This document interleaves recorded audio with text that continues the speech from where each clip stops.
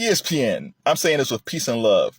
Please don't focus on the most negative things about these players this weekend for the NFL draft. This felt like this was more of a fake thing when Trey Wingo was the host back in the day.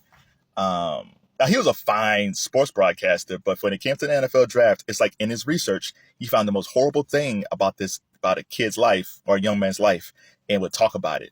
He would say, oh my God, he's drafted by the Browns and he did this great stuff in college and he should be fitting in well in Cleveland. But then as a child, it's like, gosh, it was almost like every other player does something more horrible than the next. And I think when they let go of Trey Wingo, I think that kind of stopped. But just in case you guys are thinking about this again, please don't. Like even this right here, this from 2020 when Trey was the host. And one player, his mom battled West Nile. Another player, his dad died from a heart attack. Another player, his mom fought addiction issues. Like, okay, things happen in their lives. We get it. But man, this is like the most important day of their lives. Well, some of these guys, they become instant millionaires. Thanks to NIL, some of these guys are millionaires coming into the NFL. But some of these guys are becoming instant millionaires, or they're realizing their dream as football players, or they have enough money now they can buy their own home and things like that. So please, ESPN, let's focus on the positives of these guys. Now, there is the one story about the one, I think, wide receiver, his brother, when they had the terrorist attacks in New Orleans a few months ago, his brother died in that. So I can understand that story coming up because that's recent. And even Travis Hunter's dad had gun and drug charges. So he's been got on probation and has home confinement. So he had to petition the court to be in Green Bay for his son. So those things will come up. But let's not make it every other player. One of the things I love about draft season, the NBA draft and the NFL draft, is like we get to celebrate Black fathers. I know, like America has this thing where they pretend that Black fathers don't exist. It's just Black women doing it all by themselves, or no help from any man. Shout out to the single moms. But the narrative is so skewed because when you see the draft, you see the mom and the dad.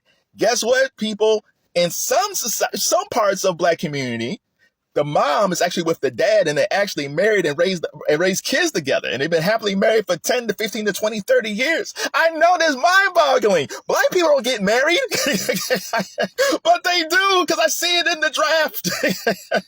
And it's so great.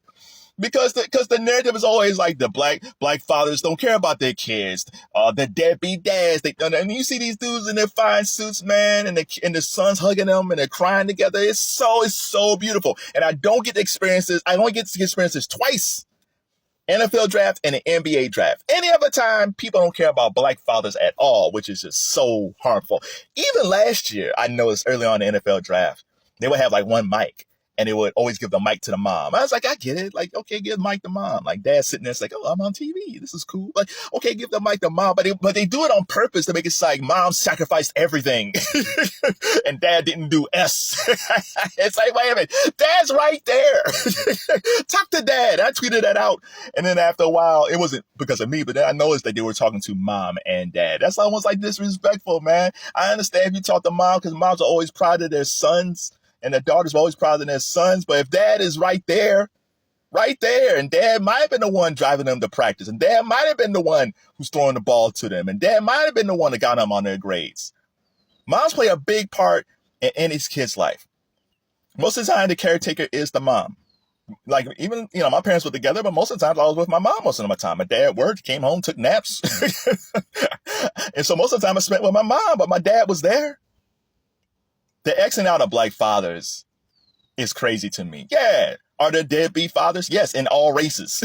Not just the Black ones. There's deadbeat dads in all races, man. They never do that when you have like the MLB draft. The whole family there. And most times I tell they do talk to mom and they also talk to dad. How's it feel, dad? Oh, I love my son. It's like MLB draft, NHL hockey draft. Oh man, they talk to both parents. NBA, NFL. So what you think, mom? I love my baby so much. And you, dad? Oh, you want to talk to me? Shout out to the Black dads. But seriously, back to the original point. No sad stories. If it has to come up every once in a while, fine. But let's cheer on these men and not focus on some of the worst parts of their life.